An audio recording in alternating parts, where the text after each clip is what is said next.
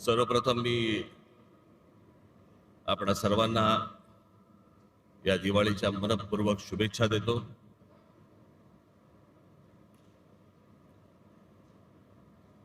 बरोबर दिवाळीच्या जरा मध्यात, आज तसं काही नव्हतं, त्याच्यामुळे आज हा मेळावा इथे घेण्यात आला.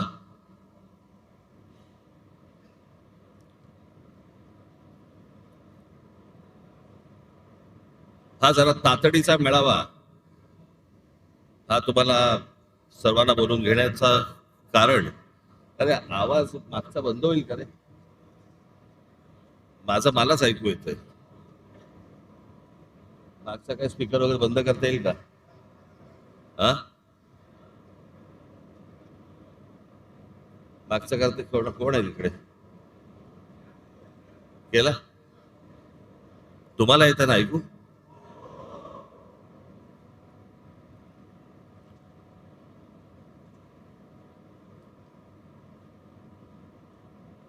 यावेळेची जरा जेव्हा लागेल तेव्हा आणि जेव्हा आपण ठरवू तेव्हा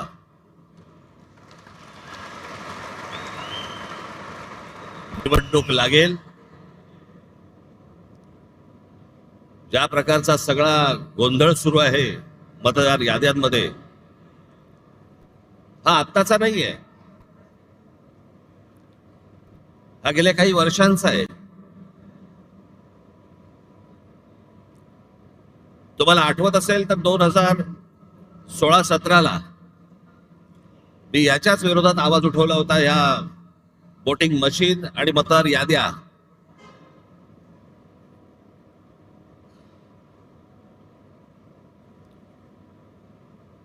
त्यावेळेला आपल्या MIG क्लब मध्ये तिकडे पत्रकार परिषद पण झाली होती. सगळ्या पक्षाचे सगळे लोक पण तिकडे आले होते. पण त्यातल्या अनेकांना मी काय बोलतोय याचं गांभीर्यच नाही समजलं. आणि मग ज्या वेळेला प्रत्येकाच्या दरवाजावरती टकटक व्हायला लागली,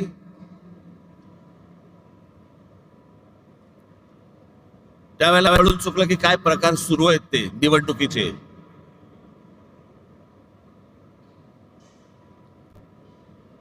आताही बघा, गेली विधानसभा झाली, 232 आमदार निवडून आले. 232.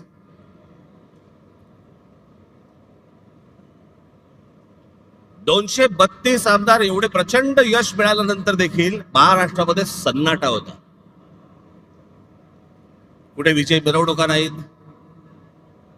कुठे जल्लोष नाही, काही नाही, सन्नाटा का. म्हणजे मतदार तर अवाक झालेच होते, निवडून आलेले पण अवाक झाले होते. निवडून आलेल्या लोकांनाही समजायला कसा निवडून आलो.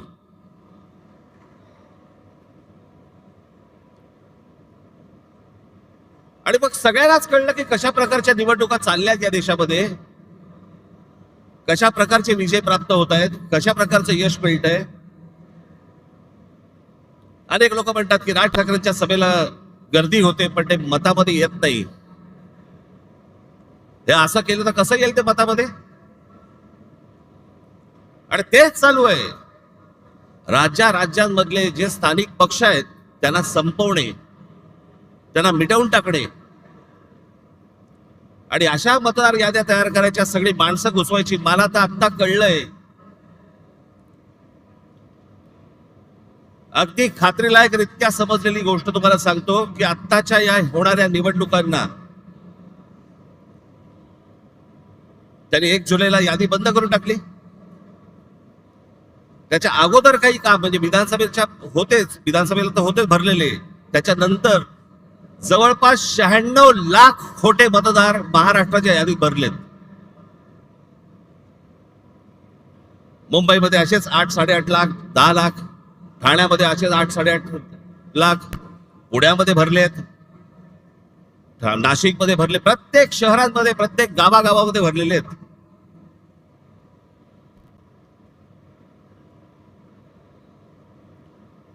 अशा निवडणुका होणार आपल्या देशात. मग कशासाठी प्रचार करायचा, कशासाठी उमेदवार भरायच्या, कशासाठी निवडणुका लढायच्या, कशासाठी पैसे खर्च करायचे? कशासाठी मतदारांनी रांगेमध्ये उभं राहायचं आणि मतदान करायचं? अशा प्रकारच्या निवडणुका जर होत असतील तर हा संपूर्णपणे या महाराष्ट्रातल्या आणि देशातल्या मतदारांचा अपमान आहे.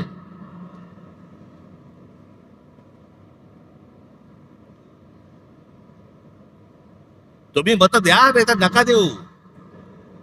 मॅच फिक्सिंग झालेलं आहे, मॅच सेट आहे.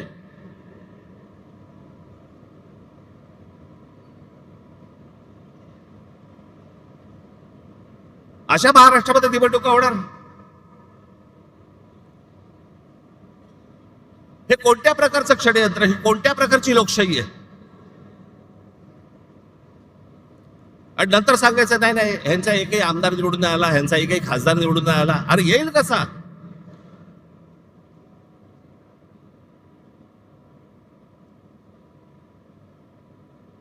जर मतदार याद्यांमध्ये तुमची गणितच जर समजा सगळी सेट करून ठेवणार असाल, तुम्ही मतदान करा नाही तर नका करू. रिझल्ट अगोदर ठरलेला आहे.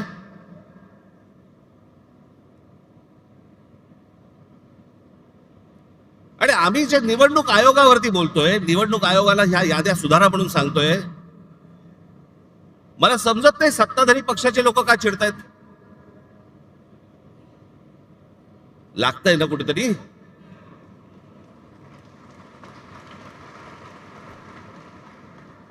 आम्ही निवडणूक आयोगाला प्रश्न विचारले की सत्ताधारी उत्तर देतात. तुम्हाला कोणी विचारलं?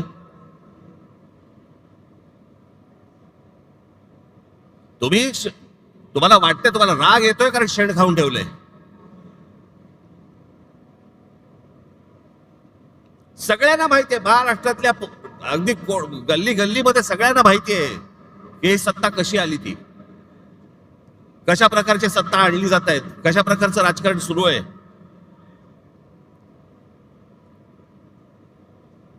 बरं, हीच माणसं ज्यावेळेला विरोधी पक्षामध्ये होती त्यावेळेला आता जे मी बोलतोय तेच गोष्ट बोलत होते. सत्तेमध्ये ज्यावेळेला वेगळे असतात आणि ही आता सत्तेतले ज्यावेळेला विरोधी पक्षामध्ये होते त्यावेळेला काय बोलले? माझ्याकडे एक नरेंद्र मोदींचं माझ्याकडे एक भाषण आहे आसाम मधलं, त्या भाषणाची शेवटची जी 10 सेकंद 15 सेकंद आहेत ना, ते नीट ऐका. लावा. मैं आज सार्वजनिक रूप से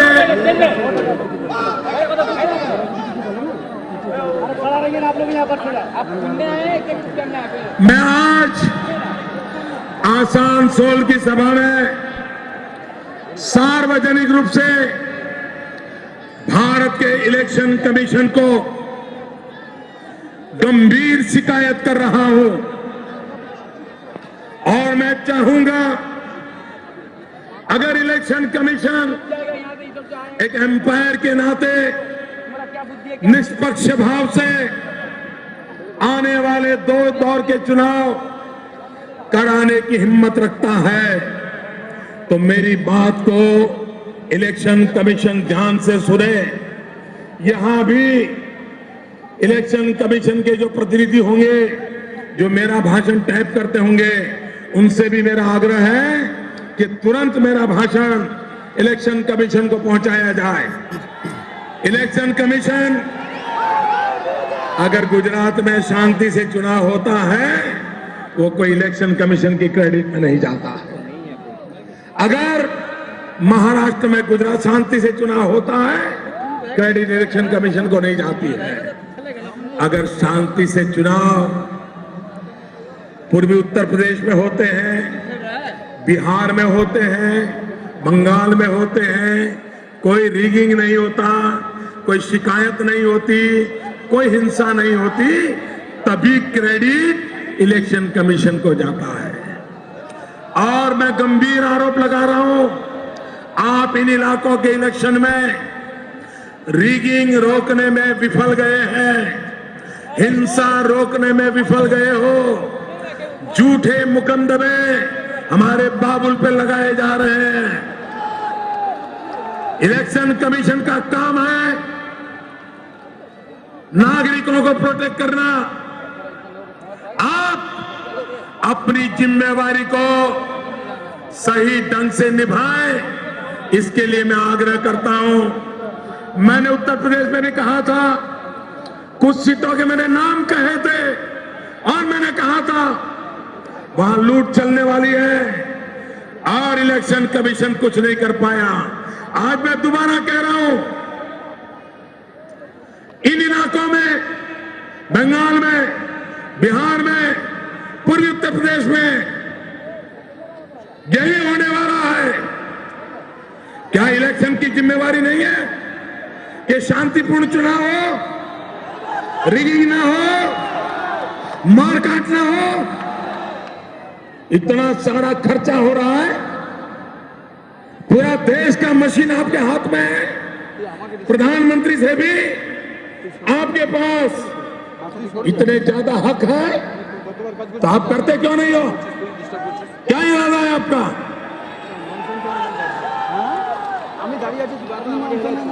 और मेरी इस बात से भी इलेक्शन को बुरा लगता है कमीशन को, तो एक और केस ठोकने की आपको इजाजत है। लेकिन निष्पक्ष चुनाव कराना ये आपकी जिम्मेवारी है। किस सरकार ने आपको बिठाया, कौन आपके मालिक है, उसके आधार पर इलेक्शन कमीशन काम नहीं कर सकता है। मैं बहुत गंभीर आरोप लगा रहा हूं। भाइयों बहनों, लोकतंत्र ऐसे नहीं चलता है। मैं जानता हूं 30 तारीख के चुनाव में कितना रिगिंग हुआ है। यही खेल चलता रहेगा क्या?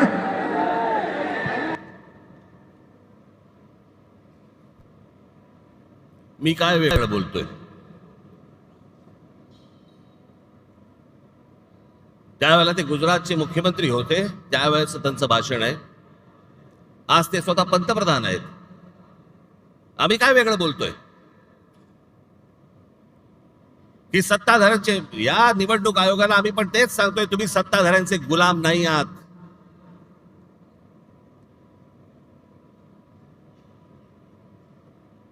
नरेंद्र मोदींचे त्यावेळेला म्हणत होते की तुम्ही सत्ताधाऱ्यांचे गुलाम नाही आहात.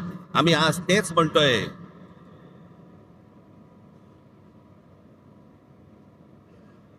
आणि ह्याची हिंमत पर्यंत कुठपर्यंत गेली आता इथे महाराष्ट्रामध्ये? सत्ताधारी पक्षाचा आमदार स्वतः सांगतो की मी माझ्या निवडणुकीला 20,000 मतं बाहेरून आणली. जाहीररित्या भाषणामध्ये बोलतो.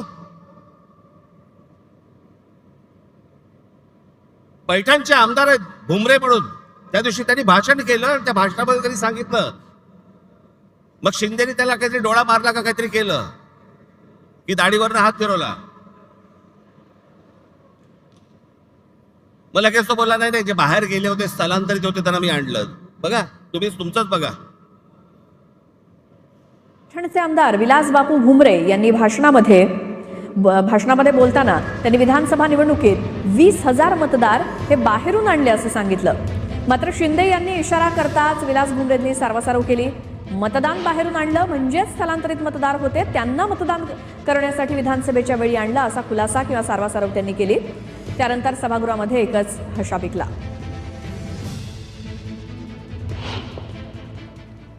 विधानसभेच्या निवडणुकीमध्ये जवळपास 20,000 मतदान हे निवडणुकी टायमात मी बाहेरून साहेब 20,000 मतदान आणलं आणि त्या निवडणुकीत मला त्या मतदानाचा 100% फायदा आला. 10 जणांना तिकीट मिळणार नाही.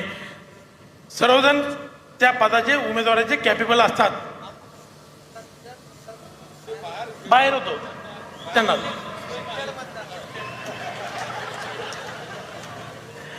माझ्या मतदारसंघातलं 20,000 मतदान हे बाहेर स्थलांतरित झाले होते. त्या लोकांना मी मतदानाच्या दिवशी घेऊन आलो साहेब.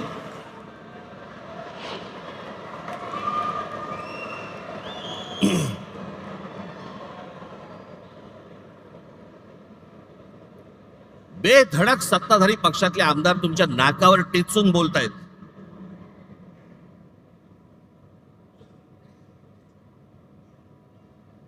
महाराष्ट्रातल्या सगळ्या मतदारांचा अपमान हे भर व्यासपीठावरती करतायत. की आम्ही 20,000 मतदान बाहेरून आणलं, प्रत्येकाने सांगल्यात. त्यातच सत्ता उभी राहिली.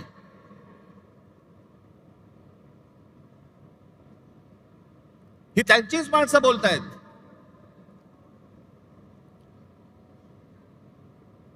आणि निवडणूक आयोगामध्ये घोळ आहे, निवडणूक आयोगाच्या यादीमध्ये घोळ आहे. हे बोलणारे कोण आहेत आता? आम्ही तर आहोत.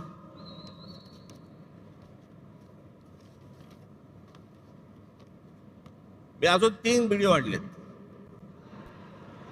एक आहे सतीश चव्हाण, अजित पवार गट. दुसरे आहेत संजय गायकवाड, एकनाथ शिंदे गट. आणि तिसरे आहेत मंदा म्हात्रे, हे भाजपचे आहेत. हे तिघेही आमदार आहेत. तिघेही आमदार आहेत. हे तिघेही काय बोलतात ते ऐका. या सगळ्या संदर्भात सत्ताधारी आमदारांनी नेमकं काय म्हटलंय बघूयात. गंगापूर विधानसभा मतदारसंघात जवळपास 36,000 नावे दुबार आलेली आहेत. खरं तर मतदार याद्यांपासून ते निवडणूक निकाल लागेपर्यंत सगळे काम पारदर्शकपणे पार पडण्याचं काम हे निवडणूक आयोगानं करणं अपेक्षित आहे. त्यांच्या डिप्टीला महसूल खात्याची मशिनरी असते, परंतु ही दुबार नावे शोधण्याचं काम हे राजकीय पक्षाचे कार्यकर्ते करू लागले.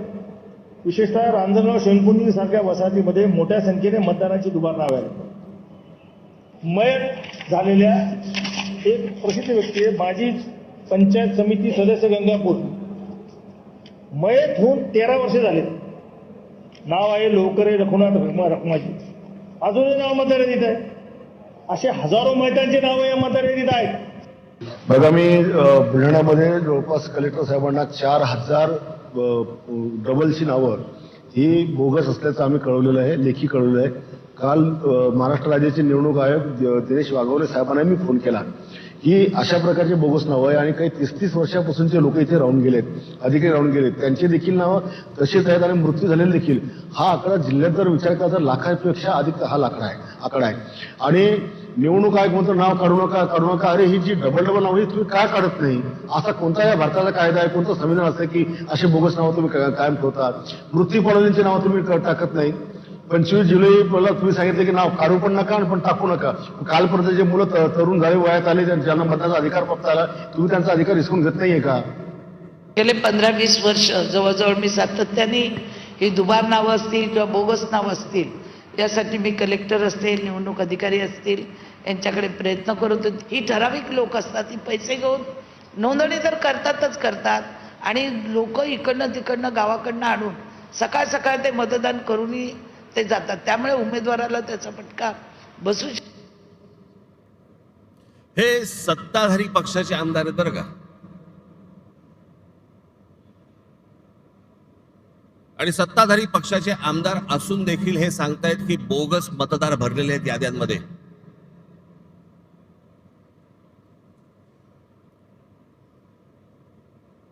भैया कोणत्या निवडणुका लागतात? कोणत्या चालू आहेत आपल्याकडे निवडणुका? हे गेल्या 10-12 वर्षामध्ये 15 वर्षामध्येच का प्रश्न पडले?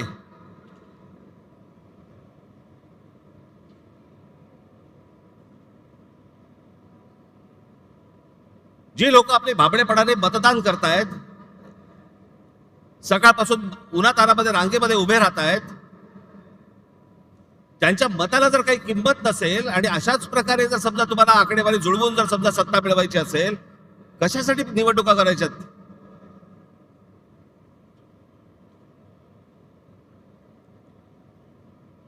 आणि आता पण ह्या ज्या सगळ्या चालू आहेत, आता याच्यावरती मतदारांच्या प्रतिक्रिया काय आहेत? एक फक्त तुमच्यासाठी छोटी गोष्ट आणली, मतदारांच्या प्रतिक्रिया काय आहेत त्या फक्त ऐका. मतदारांच्या प्रतिक्रिया काय ऐकते? मतदाराच्या मताला किंमतच नाहीये. पण सर्वसामान्य शून्य माणसाला, शिकलेल्या माणसाला फार प्रॉब्लेम पडतो. प्रामाणिकपणात नाही येत ना तो गेला ना आपलं काय बोलत अर्थ नाही काय. ते पहिलं डुप्लिकेट मतदान आहे डबल, ते पहिलं बंद झालं पाहिजे. मग बॅलेट पेपरवर घेतला कशावर घ्या, ते दोन्ही ठिकाणी मतदान करणारच, ते त्याच्यावर कंट्रोल आणला पाहिजे, मग बॅलेट पेपरवर आलं पाहिजे. प्रत्येक वेळेला त्यांनी स्ट्रॅटेजी चेंज करतात. या वेळेला मशीनद्वारे काम केलं त्यांनी. पुढच्या वेळेला त्यांनी दुसऱ्या पद्धतीने म्हणजे मतदार वाढवून कसे आणले, कारण निवडणूक आयोगाचा प्रमुख जो आहे तोच हे काम करतोय. बाहेरच्या राज्यात देशात ना बॅलेट पेपरवर आहे, मग ते कसं होतं, ते इलेक्ट्रॉनिकला पुढे गेलेत लोक, मग ते करतात, मग आपल्याकडे का नाही होत?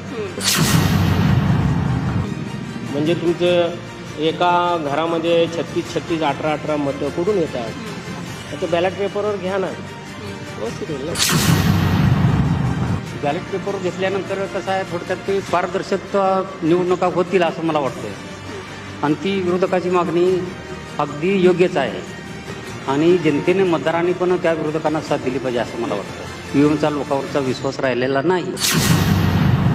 त्या दिवशी इलेक्शनचा रिझल्ट लागला त्यावेळी लिटरली मुंबईमध्ये सन्नाटा होता की कोणी या इलेक्शनचा रिझल्ट एक्सपेक्टच केला नव्हता आणि हे फक्त मॅनिप्युलेशन्स करूनच पॉसिबल झालेलं आहे. मला वाटतं की पहिले जो काही घोळ आहे मतदार यादीत तो सगळा घोळ निस्तरून त्याच्यानंतर भले 1 वर्ष लागलं तरी चालेल, पण सगळ्या मतदार याद्या क्लिअर करूनच नंतरच इलेक्शन झालं पाहिजे. आणि सगळे जे आता आहेत न्यायालयापासून सगळे विकत घेतलेले आहेत, त्याच्यामुळे त्याला इलाज नाही आहे. कारण आता फक्त जो जमाना होता, आता माझा वय पण 77 आहे, जो जमाना आमच्या होता आता माझ्या आता फक्त चोरी आणि सगळ्यांनी निष्ठा विकलेली. बॅलेट पेपरवरती मी सांगितलं की नाही, बॅलेट पेपरवरतीच हवं तरच हा घोळ होऊ शकतो, नाही तर शक्य नाही.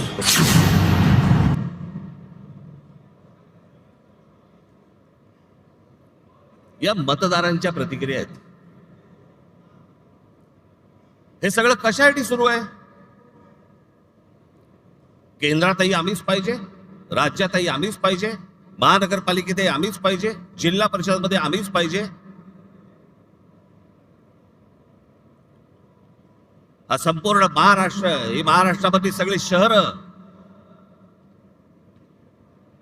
ही अदानी अंबानीला आंदण म्हणून द्यायची आहेत.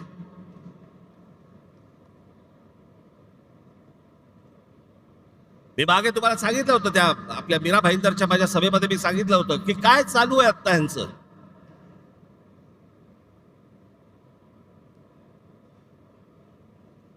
ठाणे जिल्हा हातामध्ये आल्याशिवाय मुंबईला हात घालता येणार नाही, म्हणून तिकडनं सगळी अख्खी सगळी सुरुवात चालू आहे. ती पालघर पासून सगळी सुरू आहे. तिथे ज्या इमारती उभ्या राहत आहेत त्या इमारतीमध्ये लोक कोण राहत आहेत ते बघा, सगळे गुजरातमध्ये येत आहेत. मी मागे जो विरोध केला होता त्या बुलेट ट्रेनला, तो याचसाठी, तो पट्टा बघा अख्खा, तो भौगोलिक पट्टा बघा तुम्ही. आता तिकडे वाढवण बंदर येत आहे, तिकडे आता विमानतळ येत आहे. इथे एक विमानतळ आता नवीन आलं, आता वाढवणला तिकडे करतायत एक विमानतळ. कोणासाठी, कशासाठी? मला यांचा कळलेला जो प्लान आहे ना, आज हे 100% सगळे सांगणार आहेत नाही म्हणून, असं होणार नाही, आम्ही होऊ देणार नाही, करणार नाही वगैरे सगळे सत्ताधारी सांगतील, पण याचा प्लान काय तो लक्षात ठेवा.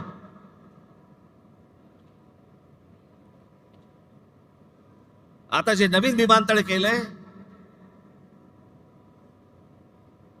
हे आत्ता आपलं जे सांताक्रूजचं विमानतळ आहे, छत्रपती शिवाजी महाराज विमानतळ, अंधेरी सांताक्रूजचं, इकडनं आता ते आहे अडाणीच्या हातात. इकडनं सगळी ऑपरेशन्स आता हळूहळू हळूहळू कमी करणार आणि सगळी तिकडे नेणार नवी मुंबईला. इकडचा सगळा कार्गो काढणार आणि तो वाढवणला नेणार. आणि मग ती संपूर्ण जमीन अख्खी एकदा काहीतरी गुगल मॅप वरती जाऊन बघा केवढी आहे ती, आणि मग ती अदानीच्या घशात घालणार.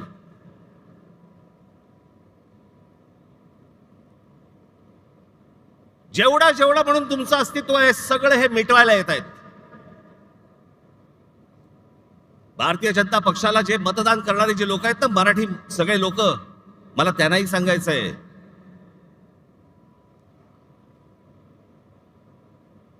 हा अदानी अंबानीचा, ह्या सर्व लोकांचा ज्यावेळेला गुजरातचा वरवंटा ज्यावेळेला महाराष्ट्रावरती फिरेल ना, त्यावेळेला ते तुम्हाला बघणार नाहीये, तुम्हाला पण त्या वरवंट्याखाली मराठी म्हणूनच घेणार.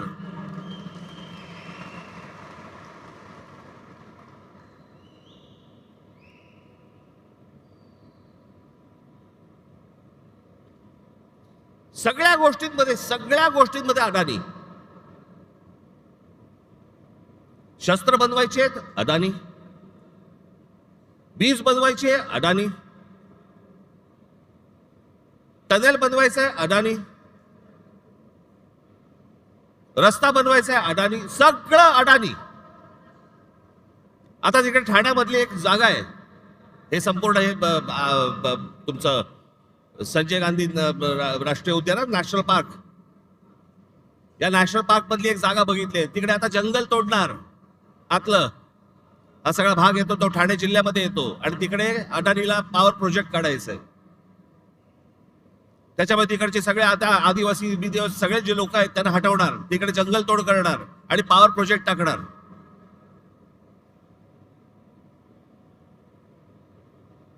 इथे पुढे त्या अलिबाग हे जे रस्ते होत आहेत ना, एवढं लक्षात ठेवा, मी प्रगतीच्या आड येणारा माणूस नाही.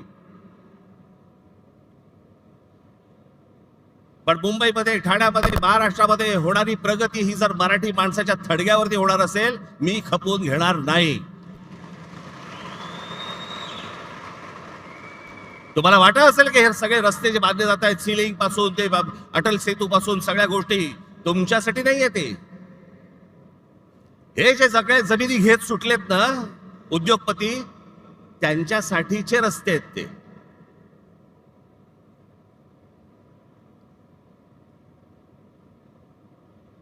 सगळ्या गोष्टींमध्ये हात घाला. नजर पडेल ते पाहिजे मला.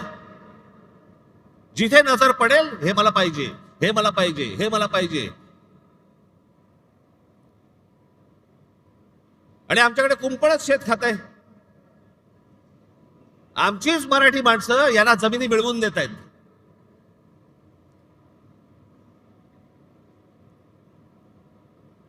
आमचे मराठी माणसं काही दलाल म्हणून यांच्यासाठी कामं करतायत.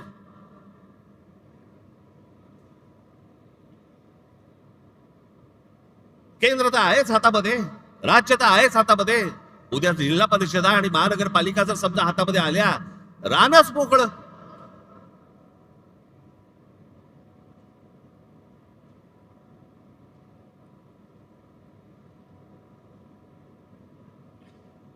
हे काही सहज चालू नाहीये, हे सगळं प्लॅन्ड आहे. हे इतक्या वर्षापूर्वीची जे सगळ्या गोष्टी आहेत ना, ज्याच्यासाठी संयुक्त महाराष्ट्राचा लढा झाला,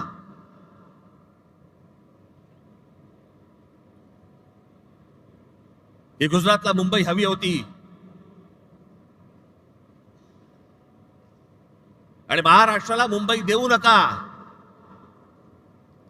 असं म्हणणारे पहिले कोण होते? वाईट याच गोष्टीचं वाटतं की ज्यांच्याकडे आम्ही आजपर्यंत आदराने पाहत आलो, आम्ही त्यांनी सांगावं की मुंबई महाराष्ट्राला मिळणार नाही म्हणून. आणि ते होते, पहिले होते वल्लभभाई पटेल. तुमचा विश्वास बसणार नाही.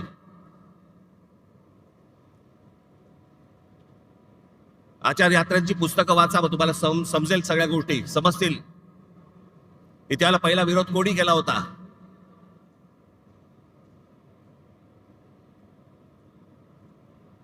हे आत्ताचं नाहीये, हे जुनं आहे. हे आत्ता फक्त सगळ्यांच्या सहाय्याने ते करत येत आहेत आणि त्याच्यासाठी बोगस मतदार भरले जात आहेत, जेणेकरून ह्याच्यातनं सगळे खासदार आमचे, आमदार आमचे, जिल्हा परिषद आमच्या, महानगरपालिका आमच्या, नगरपालिका आमच्या, सगळे एकदा हातामध्ये आलं. तुम्ही काय करणार आहात? नंतर काय करू शकता तुम्ही? नंतर काही नाही. एकदा हाताबंद गेलं, जमीन एकदा हाताबंद गेली, परत येत नाही. आणि जमीन हेच तुमचं अस्तित्व आहे. ते एकदा हाताबद्दल गेलं, त्याच्यासाठीची ही सगळी रचना आहे. माझ्या महाराष्ट्रातल्या सगळ्या मतदारांना माझी विनंती आहे, सतर्क रहा.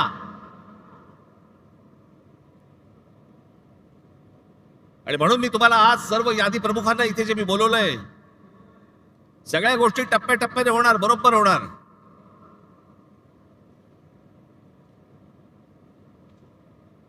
मी ज्या सर्व संपूर्ण यादी प्रमुखांना बोलवलंय, मुंबईचे आहेत, ठाण्याचे आहेत, कल्याण डोंबिवलीचे आहेत, नवी मुंबईचे आहेत, मीरा भाईंदरचे आहेत.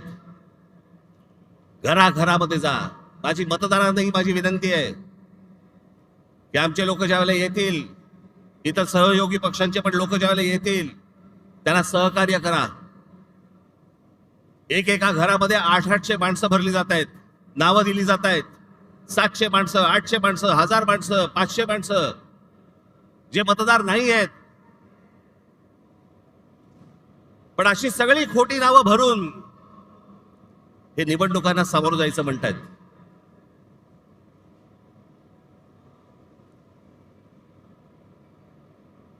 हे ज्या निवडणुका घ्यायचं म्हणतायत ना, हे जोपर्यंत ही मतदार यादी पूर्णपणे स्वच्छ होत नाही, सर्व राजकीय पक्षांचं समाधान जोपर्यंत होत नाही, तोपर्यंत या महाराष्ट्रामध्ये निवडणुका घेऊनच दाखवा.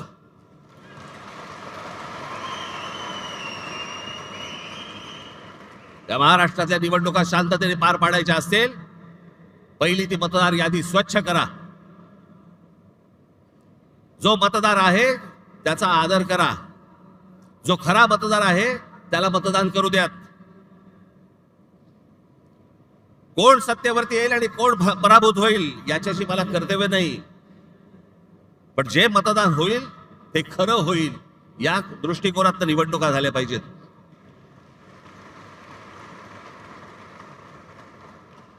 त्याच्यामुळे आता सर्व माझ्या यादी प्रमुख जे आहेत, माझे शाखाध्यक्ष आहेत, उपशाखाध्यक्ष आहेत, माझे गटाध्यक्ष आहेत, यादी प्रमुख आहेत, प्रत्येक ठिकाणी कोण कोण राहत आहेत, किती किती माणसं राहत आहेत, कोण कोण मतदार आहेत, तपासायला सुरुवात करा.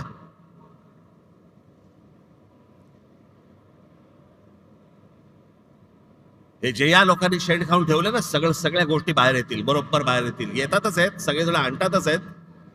सगळ्या महाराष्ट्रभर हे सगळं सुरू झालं पाहिजे.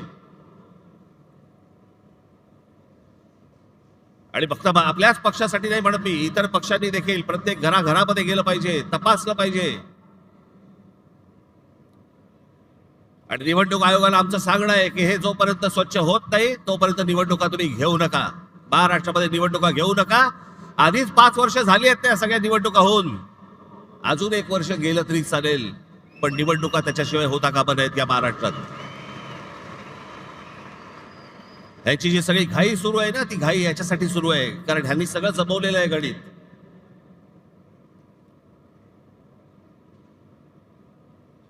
पुढे या सगळ्या गोष्टींचं पुढे कसं कसं जायचंय, कुठे कुठे जायचंय, ह्याचे प्रत्येकाचे टप्पे ठरलेले आहेत, योग्य वेळी सांगणार. पण आज 3 वाजता एक सर्वपक्षीय पत्रकार परिषद आहे, ज्याच्यामध्ये शिवसेनेचे लोक असतील, आमचे लोक असतील, राष्ट्रवादी काँग्रेसचे लोक असतील, सर्वच पक्षाचे लोक असतील. सत्ताधारी पक्षाच्या लोकांना पण यायचं असेल तर येऊ शकतात.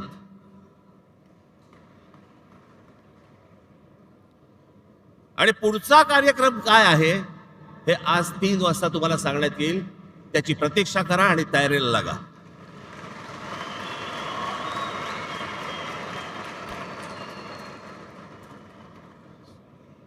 जिथे जिथे तुम्हाला शक्य होईल तिथे इथे सगळ्या गोष्टींची तयारीला लागा तुम्ही. हे तुम्हाला आज 3 वाजता तुम्हाला समजेल. ही पत्रकार परिषद होईल त्यावेळेला. पण आज तुम्ही इकडे जण आलाय, मला फक्त आपल्याला एवढंच सांगायचं आहे की कशासाठी काय चालू आहे षडयंत्र ते सर्वांनी ओळखा आणि मतदार याद्यांवरती जोरात कामाला लागा. एवढंच सांगण्यासाठी म्हणून मी आज आपल्या सर्वांसमोर मी इथे आलोय. जाताना सर्वजण नीट जा आणि घराघरापर्यंत, नागरिकांपर्यंत प्रत्येकाकडे पोचा. ज्याला जाल त्याला नम्रपणे जा, शांतपणे जा, त्यांची विचारपूस करा आणि सगळ्या गोष्टी या तुम्ही तुमच्याकडे कागदावरती लिहून काढल्या पाहिजेत. एवढंच सांगण्यासाठी म्हणून मी आज आलो. दिवाळीच्या मध्यात तुम्हाला बोलवलं त्याबद्दल दिलगिरी, परंतु आपण आलात त्याबद्दल मी आपला सर्वांचे आभार मानतो. धन्यवाद. जय हिंद, जय महाराष्ट्र.